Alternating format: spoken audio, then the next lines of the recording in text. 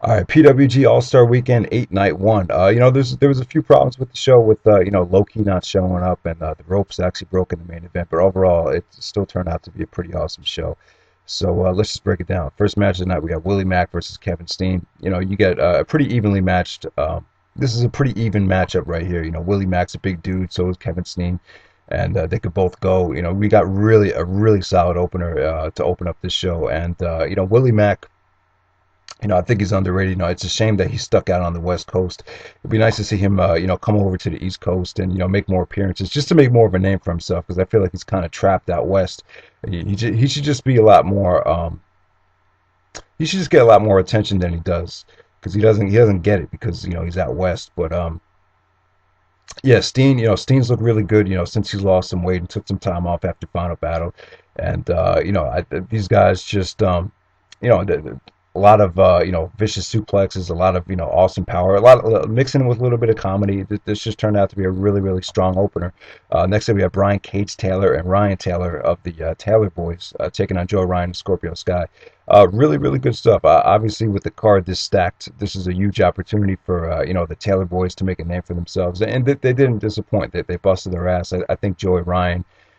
It should be utilized exactly like this. I think seeing him in mid-card tag matches is definitely appropriate. I definitely think that this is what Joe Ryan needs to be doing, because no one really wants to see him in the main event. And then Scorpio Sky could definitely go as well. So this was sweet and solid. A lot of high impact maneuvers. A lot of six spots that Taylor Boys actually pulled off.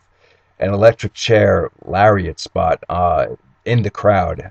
So that turned out really really sick. I never seen anything like that before. So. Yeah, a really solid tag match right there. A little bit better than you would expect. Next, we get Kenny King and Chuck Taylor. This is a little bit disappointing because of the interference from the Taylor Boys, so it didn't get too much time. But Kenny King looked great.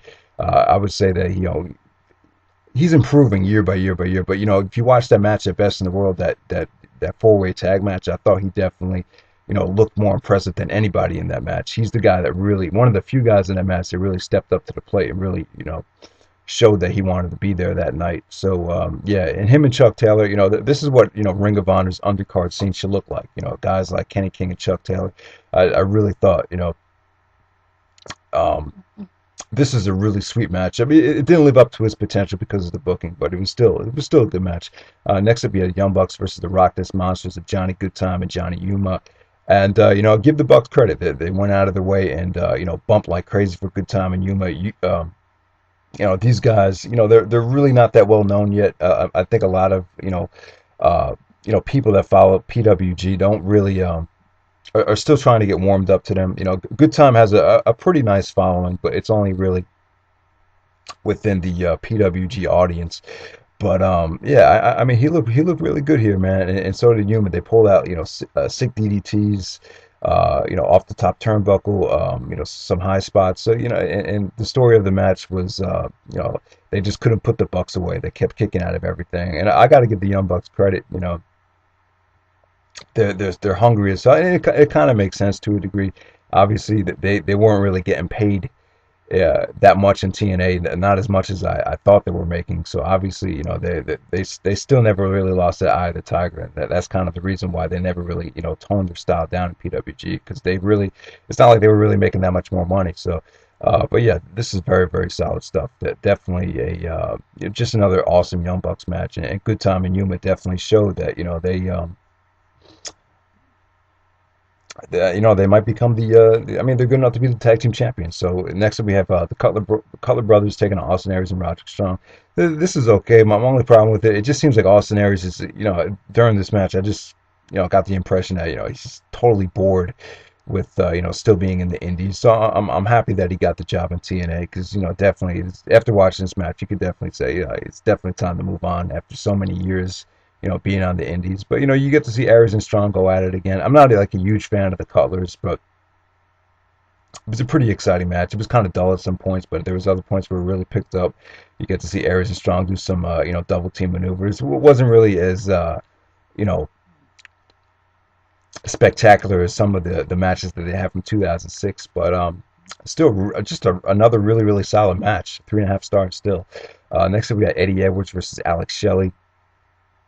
Awesome stuff. You get, a member of the American Wolves versus a member of the Motor City Machine Guns. And after the match, Shelley was, I forgot to talk about this. After the Aries and Strong match, Shelley came out to make the save. I think the Bucks tried to attack Aries and Strong, so we had a nice little Generation Next reunion. As some of you guys might not know, Generation Next was Jack Evans, Austin Aries, Roderick Strong, Alex Shelley. That was like the mega stable back in 2004 in Ring of Honor. So next to, like I said, next to Eddie Edwards and Alex Shelley. This was good. Shelley came out, talked about how I had mad respect for Eddie Edwards, how he used to be a little chubby kid, but he busted his ass, went over into Noah, and really got himself into shape. So a great promo by Shelley. Shelley's been working through a back injury over the last year, so I didn't realize it was that bad. But Excalibur really talked about how it's really kind of hurt his career over the last year. So I kind of feel a little bit bad for him. But yeah, I mean, technically it was a very solid match. Shelley pulled out a lot of submissions and pretty good mat wrestling. Edwards looked very, very strong. He doesn't hold back in PWG at all. He looked just as strong here as he does in ROH. So these two guys just had a really, really solid match. Came off really well. Definitely, the crowd really loved it too. They gave it a lot of respect. So definitely 3 3/4 stars. All right, next up we have El Generico and Ricochet taking on Kevin Steen and Akira Tozawa. This is the match of the night. Make no mistake about it. I didn't even realize it until I started the match that Generico and Steen were actually in the same match. As soon as the match started, they started brawling with each other. And once again, Tozawa definitely the selling point here. Tozawa and Generico had a lot of chemistry. I think that could have been a nice singles match. But yeah, just great stuff. I mean, Steen and Generico had crazy chemistry once again. They did that spot with the countering the brainbuster into the package power driver, and then after Steen hit the package power driver, Tozawa did like a shining wizard right into Generico. That came off really sweet. A lot of great near falls. Ricochet hitting Tozawa with the Phoenix Splash. Tozawa kicking out. These guys just rocked the house, and the finish was sick. Steen actually did like I guess it was kind of like a reverse cradle pile driver into the turnbuckle, and then Ricochet's head actually went face first into the turnbuckle, so that came off pretty sweet. So this was an awesome match. Definitely check it out. 4 1/4 stars. All right, main event, we have PWG title, Chris Hero versus Claudio Castagnoli. In the past, I'm talking about like 2006, 2007. I've never been like thrilled with them, but they've got so much better since then. I've just been dying to see this version of Hero versus Claudio, and it turned out pretty good. Obviously the rope broke. Claudio got pissed off about it. Hero got pissed, but they still salvaged it, and put together a nice solid match. I think it went a little bit too long for some people's liking, but I thought it was appropriate. I thought both guys really gave it A+ effort. It was incredibly stiff. It was just pretty much everything you could ask for. I mean, it turned out really, really well. Just awesome stuff. I mean, you can't really go wrong with either guy, obviously. And so I'm just going to leave it at that. Definitely an amazing show. So definitely check out night 1. All right, so All-Star Weekend night 2. This was maybe even slightly a little bit better than the first night. You had the last 4 matches. You have 4 consecutive matches that were pretty much all great to amazing. So yeah, so let's just get right down to the first match. Yeah, Brian Cage Taylor taking on Kenny King. Brian Cage Taylor, he's the pretty jacked up Taylor boy. I think he actually signed with the WWE at one point, and he's really good. He did that. He does a really nice discus lariat, so he did that in the match. They came off pretty good. On commentary, Hero was actually talking about how in PWG he notices how Kenny King is a little bit more, freelance, pretty much doing what he wants to do. He busted out a lot of high flying maneuvers, stuff that he wouldn't normally do, kind of more of a showboat in PWG, and he's saying that he was a little bit more methodical the few times that he wrestled him in Ring of Honor. So this is an okay opener. It was pretty solid. So let's move on to the next match. We have the RockNES Monsters of Johnny Goodtime and Johnny Yuma taking on Kevin Steen and Akira Tozawa. This is extremely fun. Just really, really good stuff. Steen got really pissed off in the match. I think he actually got pissed at Tozawa. So instead of hitting Tozawa, he actually took Tozawa and just kind of threw him into Goodtime and Yuma, and I think he did like a Death Valley driver, and just threw them on top of the RockNES Monsters. So that was really good. The RockNES Monsters, once again, I thought they looked great. like I said, just extremely fun stuff. Hot finish. Definitely just another really awesome Akira Tozawa match in PWG. So, and then after the match, Hero came out, talked about how the card had to get shuffled around. I guess because Shelley couldn't show up, Chuck Taylor got hurt.